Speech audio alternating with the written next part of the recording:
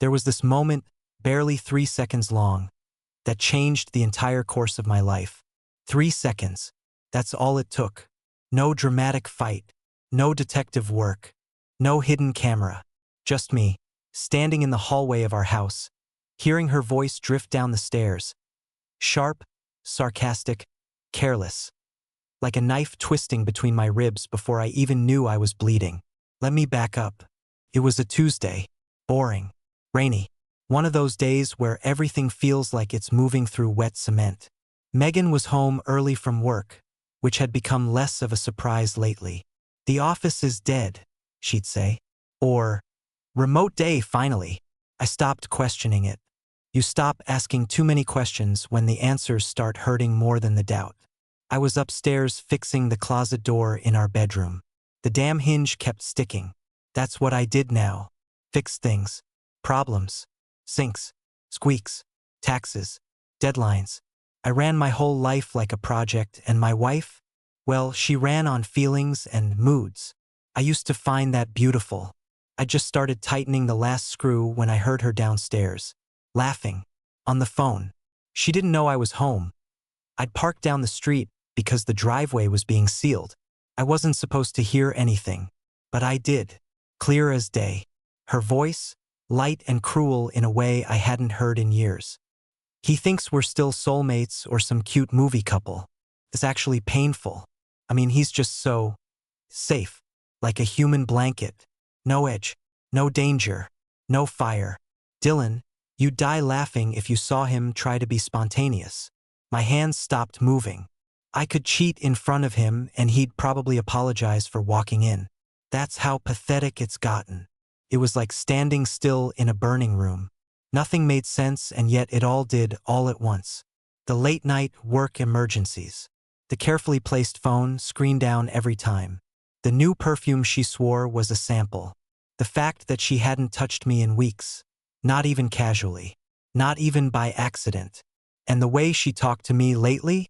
With that sweet venom people use on dogs that peed on the carpet. That mix of fake patience and disgust. But this wasn't distant. This wasn't cold. This was humiliation, crafted behind my back for someone else's amusement. She was talking about me like I was a defective product she forgot to return. And then, just to twist the knife deeper, she said, "He's basically my financial support system at this point. I call him my husband, but honestly, Dylan feels more like a partner than he ever has. And in bed, don't even get me started." That was it. Not the betrayal. Not the laughter. Not even the mention of Dylan. The name that had been circling my suspicions for months like a storm cloud. No. What broke something ancient and good inside me was the calm way she said it. No anger. No guilt. Just matter of fact, like she was reading a grocery list. I didn't go downstairs. I didn't confront her. I didn't yell or cry or make some dramatic exit. I stood there, staring at a half-fixed closet door, feeling my entire identity tilt sideways. Because in that moment, I realized she had already left me. Not physically, not legally, but the person I thought she was? Gone. Erased. Rewritten into something new. Someone cruel. Calculated. She hung up a minute later. I heard her humming as she moved into the kitchen, opening a bottle of wine like nothing happened. I stayed upstairs in that same frozen stance for almost an hour, trying to remember when exactly she stopped loving me, and when I stopped noticing. That night, I slept on the couch. I told her I wasn't feeling well. She barely looked up from her phone. "Feel better," she said, without a trace of real concern. But I didn't feel better. I felt like a ghost in my own home, a backup plan in a house built on lies. And that was just the beginning. The next morning, I woke up before sunrise. Not because I had somewhere to be, just couldn't sleep. I laid there on the couch, eyes locked on the ceiling, every thought screaming at once, like my brain was a crowded room with no exits. I couldn't unhear it. Her voice, the way she said pathetic, the laughter when she spoke about me like I was a stray she pitied. You don't come back from that. You don't unfeel it. I watched her leave the house at 8:12 a.m. purse in hand. Heels on, tight skirt, hair curled, not a wrinkle on her blouse. Perfect. Too perfect. She didn't even glance at me. Didn't ask how I was feeling after the sick night. Just walked out like I was furniture. But I followed her. Yeah. I did. Not because I'm proud. Not because I wanted some gotcha moment. But because I needed truth. Not hints. Not suspicions. Just hard, ugly, irreversible proof. I had the day off, supposed to go golfing with Brad from accounting. Cancelled. Told him I had food poisoning. That part wasn't a lie. I felt poisoned, just not from anything I ate. I kept my distance. She didn't notice the gray sedan 4 cars behind her as she drove past the business district. Past her office. Past Michelle's yoga studio, where she claimed she was meeting up. I knew the truth before she parked. But seeing it still hit like a freight train. A cheap apartment complex. Same place I'd seen on the GPS 2 weeks ago when I first noticed her location didn't match her story. Unit 32B. No flowers out front. Just a dented mailbox and a dying fern by the door. She knocked, and he opened. Dylan. I knew it was him instantly. Tall. Tan. That half smile like he'd never worked a real day in his life. No shirt. Just gym shorts hanging low. He kissed her like she was oxygen. She giggled. Brushed past him. Didn't even check her surroundings. I stayed in the car. Watching. Breathing through clenched teeth. My hands gripping the wheel so tight I left nail marks in the leather. 10 minutes passed. Then 20. Then 40. I didn't know what I was waiting for. Maybe to see her come out. Maybe to see some sign, anything, that she regretted it. But nothing. 10:04. She finally walked out. Smiling. Adjusting her blouse. Her hair was messier now. Lipstick gone. She looked satisfied. She got in her car, checked her makeup, and drove off like she was heading to brunch with friends. Like she hadn't just detonated our marriage behind closed doors. I followed her for 2 blocks before pulling into a gas station. I couldn't keep going. Not because I didn't want to know more, but because I already knew everything. I sat there for a long time. Long enough for the sun to rise higher. Long enough to realize I couldn't look at her the same way ever again. Not as my wife. Not as anything close to someone who once said, I do. The betrayal wasn't just physical. It was spiritual. Intimate. It was her looking at me every day and choosing to lie, over and over, while laughing behind my back to some gym rat who probably didn't know a thing about who I am or what I've done for her. And still, even after all of that, I didn't confront her that night. Not yet. I needed more. Not evidence. I had enough of that. I needed to understand who she really was now. Because the woman I married never would have done this. But the woman I came to see that morning, she was capable of anything. I went home. I showered. Sat in the kitchen. Waited for her to return. She came in around 1 p.m., humming a pop song, sipping an iced coffee like nothing was wrong in the world. She kissed me on the cheek. You feeling better, babe? I stared at her for a second too long. She noticed but said nothing. Just walked past me, phone already in her hand, smiling at some message I didn't dare read. And in that moment, I realized I wasn't living with a wife anymore. I was living with a stranger wearing my wife's face. That weekend, I planned everything down to the minute. I wasn't going to yell. I wasn't going to smash plates or throw her clothes on the lawn like some cliché. No, I wanted her to feel it, the collapse. Quiet, cold, sharp. I wanted her to understand the damage not through noise, but through silence. Saturday morning, I told her I'd be going out of town for a client project.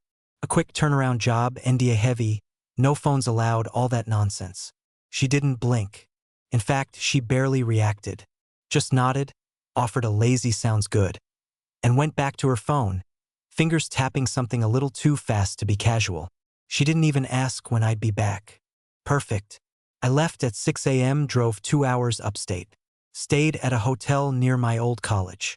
The place was empty this time of year. I didn't need luxury. I needed space to think. And I needed to get into her laptop. See, Megan wasn't just careless emotionally. She was careless digitally too. iCloud passwords, shared devices, all synced, all sloppy. She thought because I was quiet I was blind. But I work in cybersecurity. The irony is sickening. Once I had the signal and time, I dug. Her texts, they were nothing compared to what I found in her hidden photo album. Hundreds of pictures, screenshots, voice notes, private videos, some of them months old. Some dated back to our last anniversary. I didn't listen to them. Not all. I didn't need to, but I read. The messages between her and Dylan were a masterpiece of manipulation. The worst ones weren't the flirty ones or the raunchy ones. The worst were the ones where she talked about me like I was a child. She'd say things like, "He cried when I surprised him with a weekend trip. I almost felt bad, like rewarding a dog with a treat." Or, "I think he still believes we'll grow old together." That's the saddest part. And Dylan? He wasn't even into her like that. That became painfully clear. His replies were cold, sometimes cruel, often distracted. At one point, he said, "You're fun, Meg, but you get too intense sometimes. You've got a whole husband. I'm not here to play house." She responded with, "He's barely a man. You're all I think about." That's when I knew. She wasn't just cheating. She was fantasizing about a whole new life. A life where I was either dead weight or non-existent. A placeholder until she figured out how to replace me without losing the comforts I provided. And somehow, that was the deepest cut. The idea that I was just a provider to her. That my love, my effort, every late night, every surprise dinner, every sacrifice. They were all just transactions she accepted like customer service. I stayed up all night in that hotel. I didn't cry. I didn't scream. I just sat there and rewrote my entire life in my head. Every anniversary, every road trip, every holiday. I could now hear her voice layered over those memories, mocking me behind the scenes. She was playing a role. For years. And now the show was over. Sunday afternoon, I returned home earlier than planned. She was on the couch in a robe watching a true crime documentary. The smell of microwave popcorn in the air. You'd think nothing in the world had shifted. "Oh, hey," she said. "You're back early. I thought you said late tonight." "Project ended early," I said. "Client canceled." She didn't even pause the show. Just nodded and said, "Well, I didn't make dinner or anything." And that was it. No hug. No curiosity. Just distance in a bathrobe.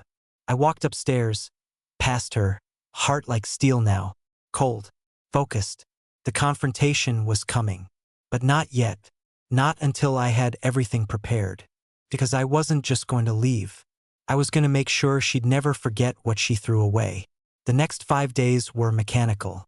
I smiled when she walked in the room. I kissed her cheek before work.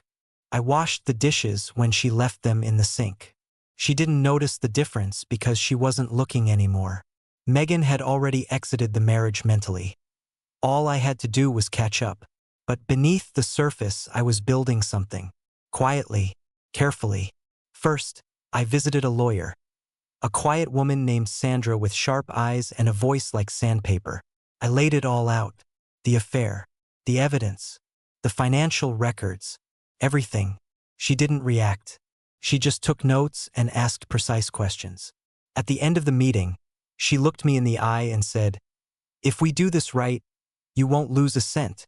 That's all I needed to hear. Second, I secured my accounts. Bank, credit, retirement.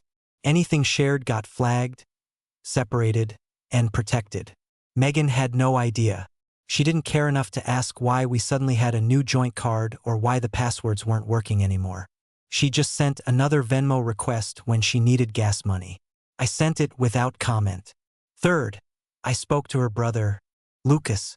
Now, Lucas and I were never close, but we respected each other.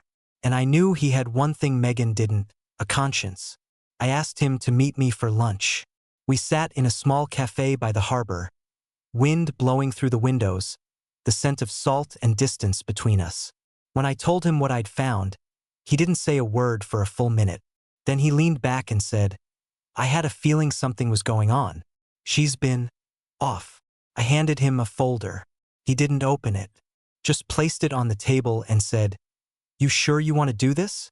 "I'm past wanting," I said. "I'm ready." He nodded slowly. Let me know how I can help. And just like that, a crack appeared in her foundation, because Megan didn't expect me to fight. She thought I'd vanish quietly, that I'd accept it like I accepted every other slight. But she forgot you don't notice a man's silence until it turns into strategy. By Friday, everything was in place. I'd arranged a storage unit for my valuables, rented a short-term apartment, transferred my salary to a private account. My lawyer filed the paperwork but held off on the official delivery. I needed one more thing, one final scene. Saturday morning, I made her breakfast. Bacon, toast, avocado. I even brought it to her in bed. She looked at me like I was a stranger. What's this for? No reason, I said. Just wanted you to feel appreciated. She smiled faintly, almost surprised. Well, thanks, I guess. We sat there for a while. I watched her eat, watched her scroll her phone, watched the same woman who used to call me her best friend become the coldest stranger I've ever known. Then, at exactly 1 p.m., her phone buzzed. I didn't need to look. I knew who it was. She glanced at it, bit her lip, stood up quickly. I need to run to the store. We're out of paper towels. She was dressed and out the door in 8 minutes. I followed her again, but not in my car. This time I called Lucas. He picked me up around the corner. We drove behind her in silence, straight to 32B. Lucas saw it all. Her skipping to the door. The hug. The way she let Dylan lift her off the ground like she weighed nothing. He didn't speak, just pulled out his phone, snapped a few photos and said, "You're doing the right thing." I nodded, but my throat burned. This wasn't just revenge. This was goodbye. The next day was Sunday, the last normal day we would ever have together, though she didn't know it. That's what made it unbearable. Megan was sitting on the porch with her laptop, pretending to shop for patio lights, sipping coffee like a woman with no secrets. She wore the hoodie I bought her on our 3rd anniversary, the same one she once said made her feel safe. That word doesn't mean anything to me anymore. She looked peaceful. I looked at her and felt nothing but exhaustion. Not hatred, not even sadness. Just the kind of numb clarity that comes when the pain finally burns out every nerve in your body. I'm going for a drive, I told her. Okay, she said, not looking up. Grab more eggs if you pass a market. It was always like that lately. I was a to-do list, a background hum in her well-decorated life. I didn't go for a drive. I went to meet with Sandra. The final papers were ready. Divorce, asset protection, evidence summary, everything. She handed me the envelope and said, once she's served, she'll have 30 days to respond. But based on what I've seen, she's going to scramble. I asked her if we could serve her Monday morning. She smiled without humor. We'll make sure it's a wake-up call. I nodded. That was all I needed. I was done asking for anything from Megan. Love, respect, truth, she buried all that months ago. Back home, she was still on the porch, now humming some song she probably heard in Dylan's car. I walked inside, went upstairs and opened our shared closet for the last time. My side was neat, half empty already. I packed the final things into a single duffel: passport, watch, 2 favorite shirts, an old photo of my dad. I left the rest. Sunday night, we had pasta. She cooked. Didn't ask where I'd been all day. Didn't care. Just handed me a plate and said, "Hope you're not too tired for dishes tonight." I said nothing. Just ate quietly, one bite at a time, thinking about how the woman across from me had once cried during our vows and now couldn't be bothered to ask how my week had been. She went to bed early. I stayed up. At 2:41 a.m., I walked through the house one last time. I touched the wall by the staircase we painted together during lockdown. Stared at the dent on the doorframe where she once dropped a lamp during a fight we both laughed about later. But this wasn't a memory anymore. It was a crime scene, and I was finally leaving it. By dawn, I was gone.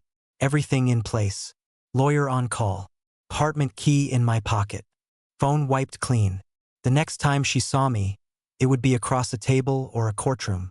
I didn't leave a note. Didn't send a text. Didn't say goodbye. Because what do you say to someone who already erased you? Megan called me at 10:17 a.m. on Monday. I was sitting in my new apartment, a modest, sunlit place with bare walls and clean floors. No history, no shared mugs, no memory of her voice echoing in the halls. Just quiet. The phone buzzed once, twice.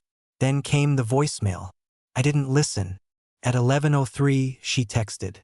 "Where are you? Did you take the car?" I hadn't. I left it for her. Paid off. Registered in both names. But she wasn't really asking about the car. She was panicking, not because I was gone, but because she no longer knew where I was. At 11:36, the doorbell rang at the house. The process server handed her the envelope. Divorce notice. Full documentation. Photos, statements, dates, and Sandra's card, attached with a paperclip like punctuation. I got the reaction from Lucas. He called me 10 minutes later.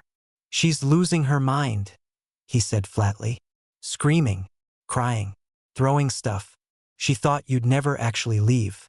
Thought you'd fight to win her back or some garbage." I didn't say anything. She kept saying, "He blindsided me." Like she wasn't 5 months deep in another man's bed. That part made me laugh. Not because it was funny, because it was ridiculous. The way someone can rewrite reality to paint themselves as the victim in a story they authored. Around noon, she called again. This time, I answered. The silence on the other end was loud. "Where are you?" she asked, her voice tight. "Not coming back," I said. Calm. Final. "You can't just disappear, and you disappeared first, Megan. I just followed your lead." She went quiet. Then the excuses started. Rapid. Messy. Familiar. It didn't mean anything. It was a mistake. You were always distant. We weren't connecting. I was lonely. Dylan was just. It wasn't a mistake. I cut in. A mistake is a wrong turn. You built a second life. More silence. I could hear her breathing. Pacing maybe. Then her voice changed. Sharper. Defensive. "So you're just going to throw it all away? Everything we built? What did we build, Megan? Tell me. Be honest." She didn't answer. Because there was no answer. It was all about her. Always had been. "I loved you," I said finally. "I would have done anything for you. But you didn't want love. You wanted entertainment. Something to make you feel alive, even if it meant killing us." "You're being dramatic." "No. I'm being clear." I hung up. She didn't call again. That night, I sat on the balcony of my new place. Alone. Peaceful. No sound but the city below and the steady hum of my own breath. I didn't feel free yet, but I wasn't drowning anymore either. And that was a start. Tuesday passed without a word. No calls. No texts. Just silence. The kind of silence that doesn't bring relief. Not yet. But lingers like a bruise on a place you didn't know could hurt. I kept checking my phone like an idiot. Not because I wanted to hear from her, but because I was waiting for the next swing. The next excuse. The next manipulation. It didn't come. Instead, Lucas messaged me around 4 p.m. "You should know," she's trying to spin it. "Telling people you abandoned her." Of course she was. In Megan's world, the truth was flexible. Malleable. She could reshape it to whatever would buy her the most pity. I imagined her telling her friends over wine how I ran away and blindsided her. How she tried so hard, and I was just too cold, too distant, too robotic to love. The irony burned. Because if anyone had been a ghost in that marriage, it was her. Drifting in and out of our life like commitment was optional. Laughing with Dylan 1 minute, then kissing me goodnight like she was clocking out of a shift. But I let her do it. That's what I hated the most. Not her betrayal, but my tolerance of it. The quiet compromises. The way I shrunk myself over time, thinking if I loved her harder, better, more patiently, maybe she'd come back to me.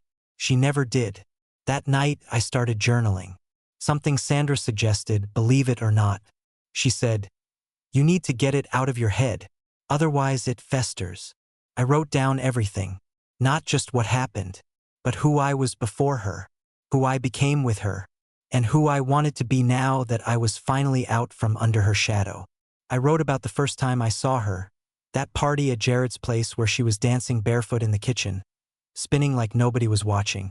I wrote about our honeymoon, the storm that stranded us in that crappy motel with the broken AC, and how we made the best of it anyway. And I wrote about the last night we made love, and how I thought we were reconnecting, when in truth, she probably had Dylan's name in her head the whole time. That one hurt the most. The next day, Megan texted me again. Can we talk? Just talk. No drama. I just need to say something. I stared at the message for a full 5 minutes. Then I typed, talk to my lawyer. And I blocked her number. Felt like closing a door I should have locked months ago. Later that evening, I walked through a bookstore and bought 3 novels I'd been meaning to read for years. No one to ask me why. No one to roll their eyes. Just me, a quiet seat by the window, and a future that finally felt like mine again. By Thursday, the rumors had started to ripple through our old social circles. I got a text from Melissa, one of Megan's college friends, someone we used to double date with. Hey, I don't want to get involved, but she's telling people you cheated and that you bailed on the marriage. I didn't believe it, but you should know. Of course, Megan never lost control of a narrative without trying to rewrite it first. And now that the truth was out and the documents were served, she was scrambling to reconstruct the story. Not for me, but for the crowd, for the sympathy, for her image. It was never about truth with her. It was about perception. But I didn't respond, because for the first time in years, I realized I didn't have to. Her lies weren't mine to carry anymore. Still, it made me sick to think about the people who might believe her, who might look at me like I was the villain, the quitter, the one who left without a word. But then I remembered something Sandra told me during our first meeting. Let them talk. You're not here to defend your name to strangers. You're here to reclaim your life. That night, I packed up the last remnants of Megan. Old photos from our wedding boxed and locked away. The hand-painted mug she gave me on our 2nd anniversary, trash. Our framed quote in the hallway, always us, always home, shattered. None of it meant anything now. Not because it wasn't real at the time, but because she'd overwritten it all with something crueler, colder, smaller. And I wasn't going to keep watering dead plants. Friday morning, Lucas called again. She showed up at Mom's house, he said, crying, saying you blindsided her, that she made a mistake, that you're not giving her a chance to fix it. I asked him how his mom reacted. She told her to go home and think about what she did, and then told her that if she ever treated me like that, she'd disown me. I let out a breath I didn't know I was holding. I didn't want revenge. I didn't want Megan humiliated. I wanted her exposed. And now, slowly, she was. But here's what I didn't expect. The grief came out of nowhere. In waves. In moments. At a red light, I saw a couple laughing in the car next to me, the way Megan and I used to. In a grocery aisle, I caught the scent of her shampoo on a stranger's hair. On my way home, I passed the little cafe where she once cried over a lost client, and I promised we'd be fine no matter what. It all hurt, not because I missed her, but because I missed who I thought she was, who she pretended to be, and I hated her for that, not for cheating, but for stealing the version of her I loved and replacing it with someone else while I wasn't looking. That weekend, I deleted our shared drive, removed her as an emergency contact, changed the locks on the house I still legally owned but would soon sell. Each action was a closing chapter. Each click, each signature, each key turn. Another nail in the coffin of the life we built together. A life she torched for a thrill she didn't even respect. And I kept going. One step at a time, not because I wanted to win, but because I refused to lose any more of myself to someone who never truly saw me to begin with. Monday came with rain, the kind that doesn't pour, but lingers, cold, slow, deliberate. The sky matched my mood perfectly. I didn't go to work. I didn't open emails. I sat by the window of my apartment, watching people hustle down sidewalks with umbrellas and heavy coats, and I thought about how life keeps moving, even after yours falls apart. Around noon, there was a knock at my door. I wasn't expecting anyone. When I opened it, Megan stood there, drenched, shaking, eyes wild. Not crying, not yelling, just unraveling. You really weren't going to see me again? she asked, voice raw. I didn't step aside. I didn't invite her in. You already said everything you needed to say, I replied. She blinked, as if the coldness in my voice shocked her more than anything else. You blindsided me, she repeated, like a mantra. You didn't even try to fix this. You just left. No, I said. You left. A long time ago. You just forgot to take your things with you. She looked down. Her lip quivered, but I didn't feel sympathy anymore. Only detachment. You don't get to rewrite this, Megan. Not here. Not now. Her voice changed, softer, more desperate. It didn't mean anything. Okay? Dylan wasn't even, it was just a distraction. I didn't think. That's the problem. I cut in. You didn't think. You didn't feel. You didn't care. Not about me. Not about us. You had months, to tell me the truth, to come clean. You chose to lie every single day. So don't stand here and act like I'm the one who gave up. She went silent. The weight of my words seemed to drop something inside her. Maybe reality. Maybe guilt. I'll never know. I miss you, she said quietly, almost a whisper. I thought we were strong. No, I said. We were loyal. I was loyal. You were bored. And that's when her expression changed. The tears stopped trying to come. The softness vanished. And there it was, the truth again. Cold. Self-centered. Angry that her control was slipping. So that's it, she snapped. You think you're better than me now? No, I said. I just finally see you clearly. And I don't like what I see. She stood there for another 10 seconds. Soaking wet. Furious. Embarrassed. Alone. Then she turned. Walked down the hallway. Didn't look back. And for the first time since this nightmare started, I didn't wonder if she would. I closed the door. Locked it. Sat down on the floor and just breathed. Not because it was over, but because I finally knew I wouldn't let her back in. Not just the apartment, but my head, my life, my story. She'd written enough of it already. 2 weeks later, the divorce was final. No courtroom drama. No drawn-out arguments. Megan didn't fight it.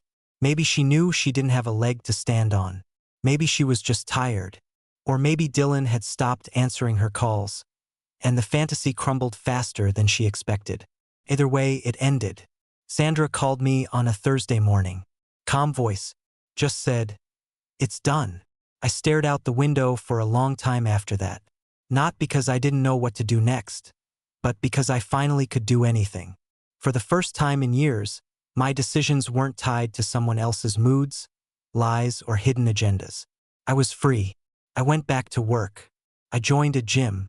I took myself out to dinner at a steakhouse I used to drive past for years, thinking, maybe we'll go there someday. But we never did. She never wanted to. Too dark, she'd say. Too serious. But that night, I ordered exactly what I wanted. Sat alone, drank a whiskey, and felt more me than I had in a long, long time. Lucas and I kept in touch. He texted me last weekend. Megan had moved out of the state, said she needed a fresh start, told their mother she was healing, whatever that meant. I didn't care. I didn't wish her harm, but I didn't wish her well either. She made her bed, cold one, and now she gets to lie in it. People still ask what happened. Some friends took her side. Others went silent. A few reached out quietly to say they never really trusted her, that they saw the way she treated me, but didn't know how to bring it up. It doesn't matter now. Here's what I've learned. Love doesn't mean sacrificing your soul to keep someone else comfortable. Forgiveness doesn't mean letting the snake back into your garden. And trust, once broken the way Megan broke it, isn't something you rebuild. It's something you bury, mark, and remember never to dig up again. So, if you're reading this because something feels off in your own relationship, trust your gut. Don't wait for the lies to get louder. The quiet ones are the most dangerous. The ones told with smiles. The ones coded in laughter. The ones said behind your back when you think love is enough. It wasn't enough for Megan, but it's enough for me. Now, and next time, if there ever is a next time, I'll know exactly what real love looks like. And more importantly, what it doesn't.